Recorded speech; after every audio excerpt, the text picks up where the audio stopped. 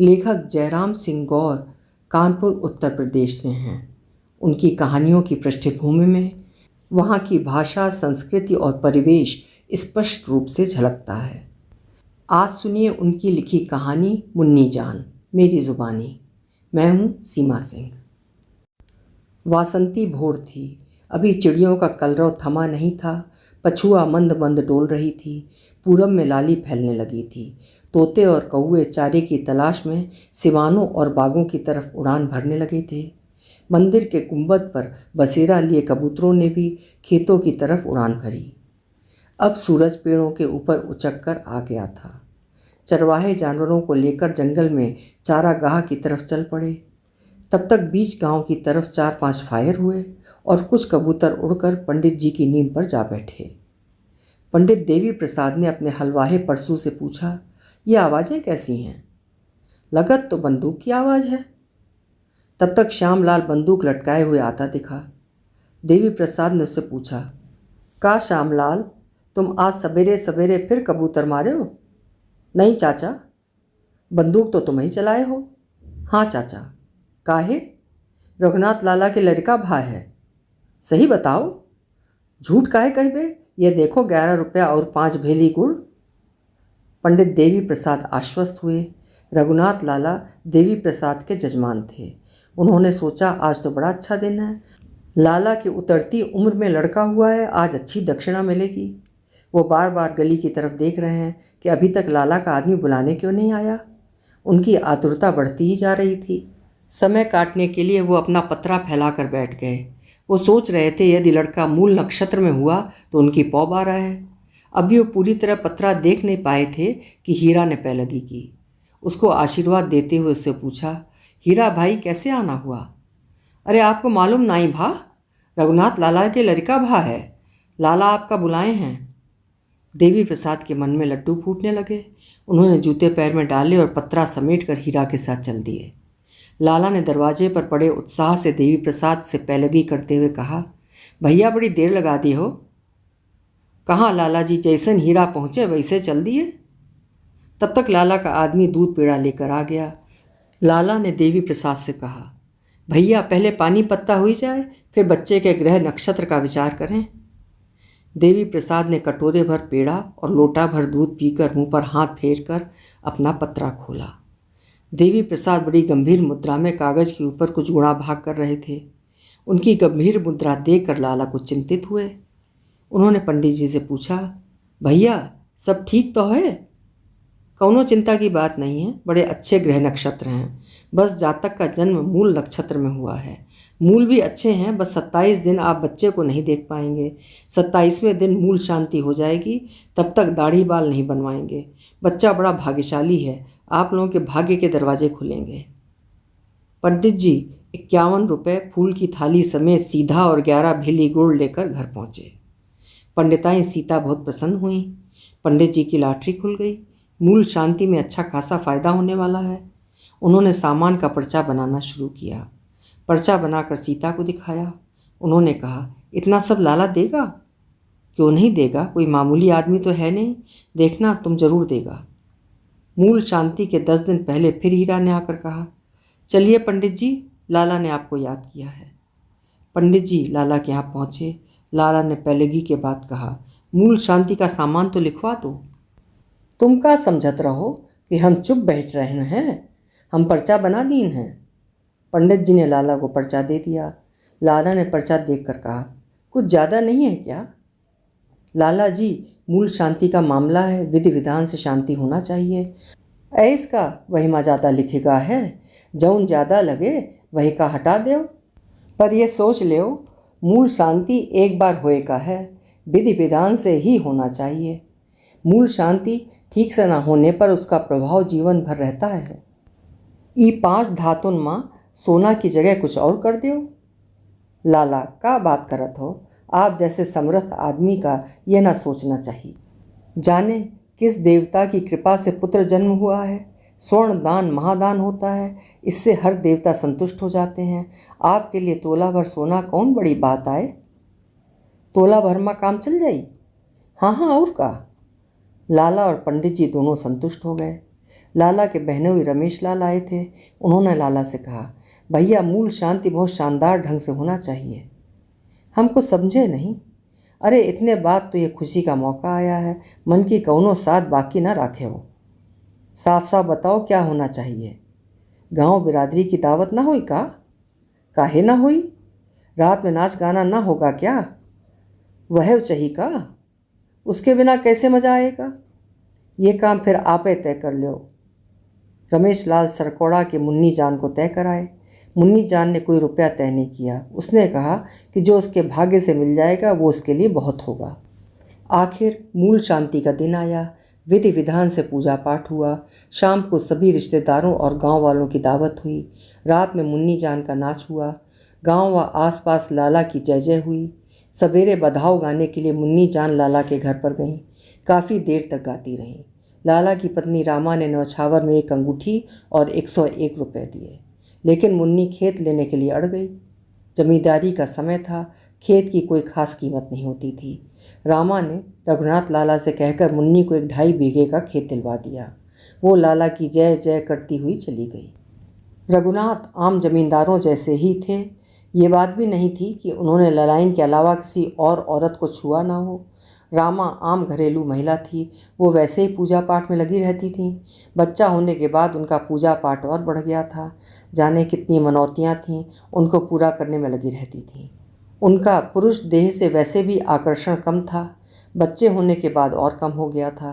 पर रघुनाथ का नारी देह से आकर्षण कम नहीं हुआ था। जब से मुन्नी जान से मिले उनका मन बार बार उसकी तरफ खिंच जाता था। आज वो मुन्नी जान के पास पहुंच गए। उसने उनका स्वागत किया। वो उनसे सट कर बैठ गई। लाला के मन में अनार फूटने लगे। लाला ने उसके कंधे पर हाथ रखा तो वो उनसे बिल्कुल चिपक गई। आज लाला की दोपहर रंगीन हो गई। वेश्या वैसे भी काम कला प्रवीण होती है। मुन्नी जान ने लाला को अपने जाल में फंसा लिया। अब लाला की साइकिल अक्सर मुन्नी जान के घर के सामने खड़ी होने लगी। हर बार लाला को नया सुख मिलता। लाला एक तरह से उसकी चपेट में आ गए थे। कुछ लोगों ने कानाफूसी भी करना शुरू कर दिया था। लाला कुछ सतर्क हो गए थे और उन्होंने मुन्नी जान के यहाँ जाना कम कर दिया था। जब वो काफ़ी दिनों तक नहीं गए तो चिंतित हुई। वो एक दिन लाला के घर पहुँच गई। उसने रामा के पास जाकर उनको सलाम किया। ललाइन ने उसका हालचाल और आने का कारण पूछा। उसने बताया, लाला जी ने जो खेत दिया था उसकी लिखा पढ़ी हो जाए तो ठीक रहेगा। ये बात तो ठीक है, रामा ने कहा। ये लोग बात ही कर रहे थे कि लाला आ गए। रामा ने उनसे कहा, जो इसको खेत दिए हो उसकी लिखा पढ़ी कबे करी हो? जब ये चाहें, लाला ने कहा। फिर कल चला जाए? मुन्नी ने पूछा। ठीक है, कल तुम जगत लाल वकील के बस्ते पर 11 बजे मिलना। दूसरे दिन तहसील में लिखा पढ़ी के बाद मुन्नी जान ने कहा, थोड़ी देर के लिए मुझे अपनी छोटी बहन से मिलना है, ना हो तो आप भी चलें। लाला ने पहले मना किया, पर मुन्नी जबरन उन्हें अपनी छोटी बहन सकूरन के यहाँ ले गई। तब तक उसे कोई काम याद आया और लाला को उसके पास छोड़ वो किसी और काम से बाहर चली गई। लाला ने सकूरन को देखा। वो मुन्नी जान से काफ़ी छोटी थी और काफ़ी सुंदर थी। लाला ने उसे अपने पास बुलाया। वो पास आकर बैठ गई। लाला उसे 100 का नोट देने लगे तो उसने अपने ब्लाउज में रखने के लिए कह दिया। बस लाला की लाइन साफ हो गई। उनकी दोपहर जम के रंगीन हो गई। लाला मुन्नी का इंतज़ार किए बगैर सकूरन के यहाँ से अपने घर चले गए। मुन्नी जान को इस बात का काफ़ी मलाल हुआ। वो अपने को कोसने लगी कि कहाँ उन्हें सकूरन के यहाँ लेकर गई। मुन्नी जान मन मारकर अपने घर चली गई। अब लाला का मुन्नी जान के यहाँ जाना एक तरह से बंद जैसा हो गया। उनके डेरापुर के फेरे काफ़ी बढ़ गए थे। एक दिन वो लाला के घर पहुँच गई। लाला ने उसका हालचाल पूछा तो उसने कहा, खेत उठाने आए थे, सोचा आप लोगों के हालचाल ले लें। आप तो आजकल ईद के चांद हो गए हैं। उसने लाला से शिकायत की। तब तक रामा आ गई और वो उनसे बातें करने लगी। उसने ललाइन के बच्चे के मुंडन के बारे में पूछा। उसने ये भी बताया कि वो बच्चे के मुंडन में फिर आएगी। रामा ने कह दिया, ज़रूर आना, तुम नहीं आओगी तो कौन आएगा। लाला इस बार सकूरन को बुलाने की सोचे थे, पर मुन्नी जान ने उसका पत्ता पहले ही काट दिया। मुन्नी जान अब अपने खेत के बहाने लाला के यहाँ अक्सर आने लगी। लाला को अब शंका रहती थी कि कहीं वो उसकी पत्नी को सकूरन के बारे में न बता दे। इस कारण लाला मुन्नी के यहाँ फिर जाने लगे। लाला अब काम के या बेकाम के डेरापुर जाते थे और सकूरन के पास ज़रूर जाते थे। उनकी प्यास निरंतर बढ़ती जा रही थी। रुपया भी खूब खर्च हो रहा था। लाला सकूरन के यहाँ थे। दोपहर को उसने लाला को शराब पिला दी। लाला को नशा हो गया और वो सो गए थे। जागे तो देखा कि उनकी सोने की जंजीर गायब थी। उन्होंने उससे पूछा तो साफ मुकर गई। लाला का मन बड़ा खराब हो गया। वो वहाँ से चले आए और उसके यहाँ कभी ना जाने की कसम खाई। लाला ने सोचा आज तो इसने चेन मारी है, कल को ये बड़ा नुकसान कर सकती है। इससे तो मुन्नी जान ही ठीक है, जो उसे हाथ उठाकर दे दिया उसने ले लिया। ऐसी उसने कोई हरकत कभी नहीं की। बच्चे का मुंडन भी बड़ी धूमधाम से हुआ। मुन्नी जान का नाच भी हुआ। लाला का व्यवहार अच्छा था। मुन्नी जान को खूब रुपए मिले, वो भी संतुष्ट होकर गई। रघुनाथ लाला एक दिन मुन्नी जान के यहाँ पहुँचे। उनका खाली गला देखकर उसने पूछा, मुंडन में किसी को जंजीर दे दी क्या? तुमसे क्या छिपाना, जंजीर सकूरन ने चुरा ली। क्या कहते हो? हाँ, झूठ थोड़े ही बोल रहा हूँ। लाला ने पूरा किस्सा उसे बताया। उसने लाला से दूसरे दिन डेरापुर चलने को कहा। लाला को राजा मिसिर की दुकान पर बैठाकर वो सकूरन के यहाँ पहुँची। संयोग से सकूरन लाला वाली चेन पहनी थी। उसने उससे वो चेन देखने के लिए मांगी। उसे देखते उसने कहा, ये तो रघुनाथ लाला की चेन है, तुझे कैसे मिली? बस मिल गई, तुम्हें इससे क्या? जैसे मिली है मैं जानती हूँ। सुनो, डेरापुर के दरोगा जी लाला के रिश्तेदार हैं। आज वो उनसे इसीलिए ही मिलने आए हैं। अगर खैरियत चाहो तो ये उनको वापस कर दो, नहीं तो तुम्हारी बड़ी दुर्गत होगी। तुझे ये हरकत करते शर्म नहीं आई? तू मांग लेती तो क्या लाला तुझे देता नहीं? पुलिस का नाम सुनते ही सकूरन घबरा गई। उसने मुन्नी जान से कहा, आपा इसे आप ही कोई बहाना बनाकर वापस कर दो, मेरी तो लाला के सामने जाने की हिम्मत नहीं पड़ रही है। मुन्नी जान ने चेन लाकर लाला को वापस कर दी। लाला 100 रुपये उसे दे रहे थे पर उसने नहीं लिए। लाला ने पूछा, बड़ी आसानी से उसने चेन वापस कर दी? मुझे झूठ बोलना पड़ा। मैंने उससे कहा कि दरोगा जी लाला के रिश्तेदार हैं, आज वो इसी सिलसिले में उनसे मिलने आए हैं, तो वो घबरा गई और चेन वापस कर दी। उसकी संगत ठीक नहीं है। एक बात बताएं, अब कभी भी किसी के कोठे पर ना तो शराब पीना और ना ही वहाँ सोना। लाला ने कान में हाथ लगाते हुए कहा, राम भजो, आज के बाद उसका नाम नहीं लूँगा। लाला मुन्नी जान के यहाँ लेटे थे। वो उनके बालों में चुपचाप हाथ फेर रही थी। लाला ने पूछा, क्या बात है, चुप क्यों हो? सकूरन की हरकत ने मेरा सर झुका दिया। तुमने तो ऐसा कुछ नहीं किया, उल्टे मेरी चेन उसके यहाँ से ले आई, फिर तुम्हारा सर क्यों झुका है? चेन वापस कर देने से उसकी चोरी तो खत्म नहीं हुई। उसने हमारी पूरी जाति पर इल्ज़ाम मढ़ा है। इसके लिए मैं उसे कभी माफ़ नहीं करूँगी। छोड़ो, कोई और बात करते हैं। हाँ, एक बात बताओगी? क्या? तुम्हारी नथ किसने उतारी थी? रसवल के तिवारी जी ने। बताते हुए उदास हो गई। क्या मैंने कुछ गलत पूछ लिया?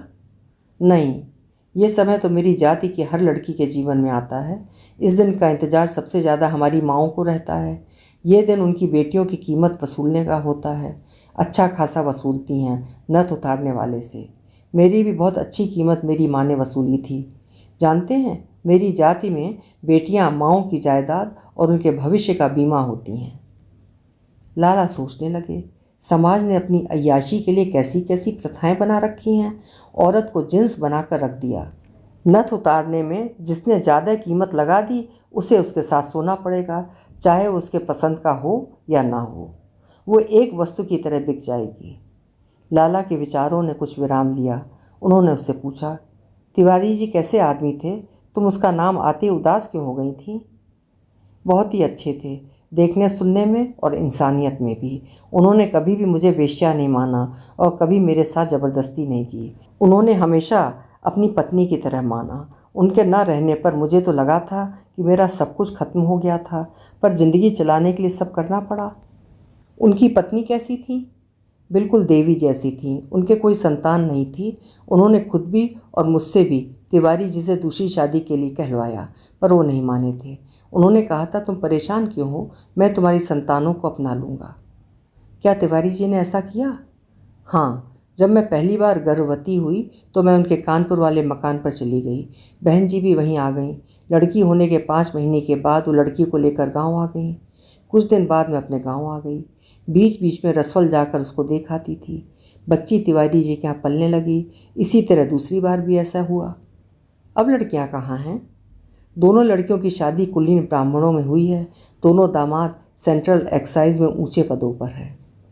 तुम उनसे कभी मिली? हाँ, कई बार। वे दोनों मुझे चाची कहती हैं।